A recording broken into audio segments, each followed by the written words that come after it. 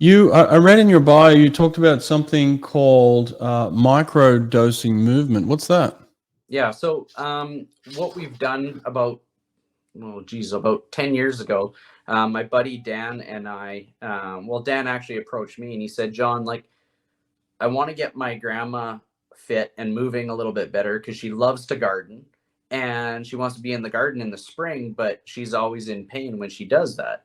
And she goes, is there anything that we could do to prepare somebody for the demands of that particular activity without her having to go to the gym? Because there's no way my grandma's going to the gym.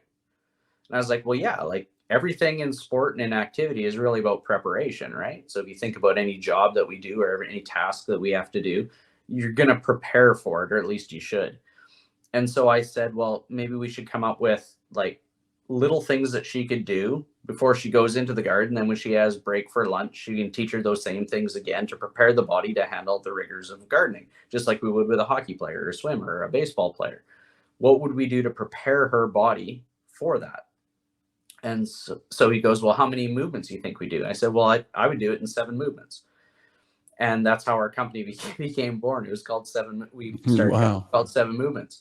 And the whole essence behind it was the fitness industry and the sporting industry is really good of creating dosages of stress that are highly challenging to overcome. And usually the durations could be anywhere from 45 to 90 minutes or longer of stress that the body's under. The problem is we've got, the fitness industry serves about 20% of the population, but the 80% that can't handle the stresses and the doses of training that is happening if you went to a gym. Right. So we came up with this concept, and you'll see it in the literature. It's called exercise snacks. But it's the idea of just taking functional, specific movements that you might do to help counter strain what's going on in your life, but we do it in shorter doses. So if we took, as an example, if I take a regular group exercise class found in a group exercise studio, that's maybe 45 or 60 minutes, and we had that as like a pill, I'm going to take that pill and I'm going to cut it into quarters, right? And we might only do just a small little bit of that. And so that's what we came up with microdosing, is if I can do 7 different movements 1 minute at a time, and then do that more frequently throughout the day, in the aggregate, it's going to amount to as much as if I did 4 times a day, that's 28 minutes of activity. Well, the World Health Organization has said that we need to have about 30 minutes of activity every single day in order to maintain health. Gotcha. Well, we said, well, those people can't handle those doses right off the bat, right? Especially anything that's pretty challenging for them. So what we did is we said, we'll give you little bits that you're going to do throughout the day. And the research that we're involved in, we're partnered with the University of British Columbia and McMaster University in Canada. And we're now publishing some of our researching and then publishing some of the results from this, is showing improvements in cardiovascular health. It's showing improvements in strength. But what we're doing is we're just adding little doses at a time. And at the end, biology aggregates all that effectiveness and economy and efficiency that happens, and we get a biological response from it. Well, that makes sense. I'm microdosing on food, every like 20 minutes, a little snack here, snack there. So why don't I just drop down and give myself 3 push-ups and do that 20 times a day? There you go. It's going to add up, right? 100%. And so that's what, like, when I have a particular athlete that struggles with pull-ups, right? Like, there's a good example. It's hard to do a really large number of pull-ups unless you have ridiculous relative body strength. So what we would do is say, every hour, go do 2 or 3 of them. If you have access to stuff, you do a pull-up, work on it, because that now becomes a skill. But you're slowly drip feeding that dosage into the tissues, and then the nervous system starts to become more efficient at it, and eventually you get stronger and stronger and stronger at it.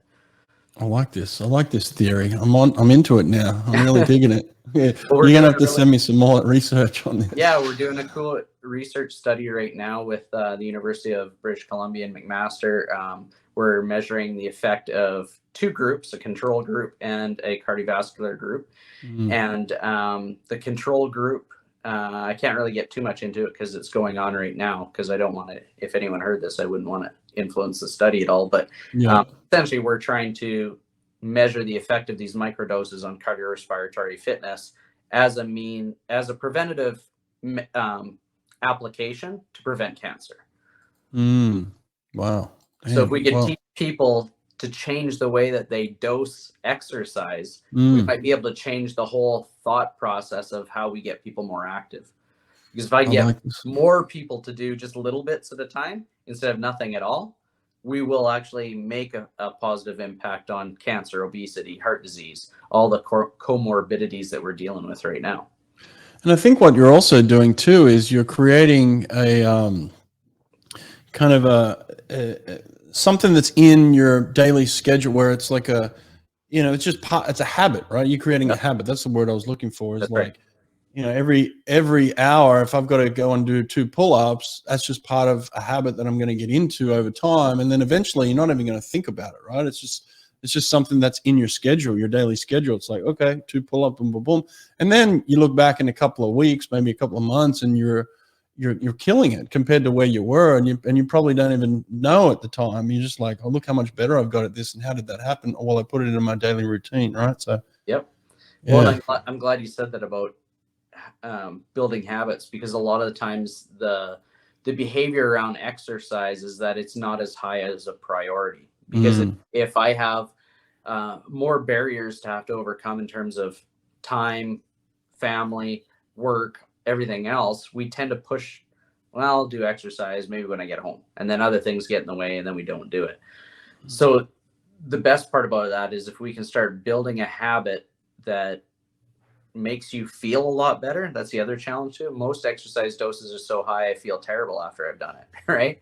And but if we can do it so that, that was a challenge, but I actually feel better, I have more energy, my body doesn't hurt, I actually feel like it improved my mobility, my posture is better. If I can start aggregating all those things that have an external reward to it, then people will start to put the effort into, I'm going to do this one particular thing as my new habit throughout the day, and then see how it ladders up. And we've got a saying that is, if I can get you to move a little bit better, you'll want to move more.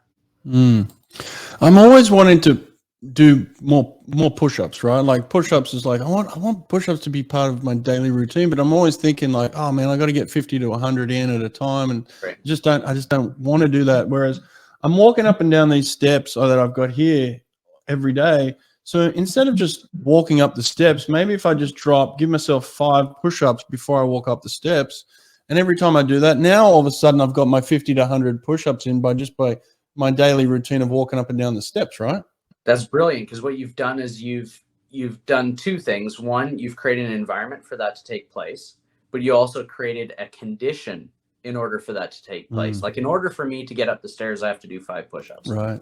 It's like Pavlovian's psychology, right? You hear a ding, oh, there's a treat there. It's the same thing, but what you've done is you've created the conditions for that to happen, and that's crucial in developing habits, right? Yeah. The reason why you brush your teeth when you first get up in the morning, and brushing when you your go teeth. to bed at night. Routine, It's like it's attached to something else, and we call that habit stacking. So once I get that, then you're going to be like, well, I'm also going to do 5 push-ups before I leave the house. Right? John, you've just changed my life, man. Look at this.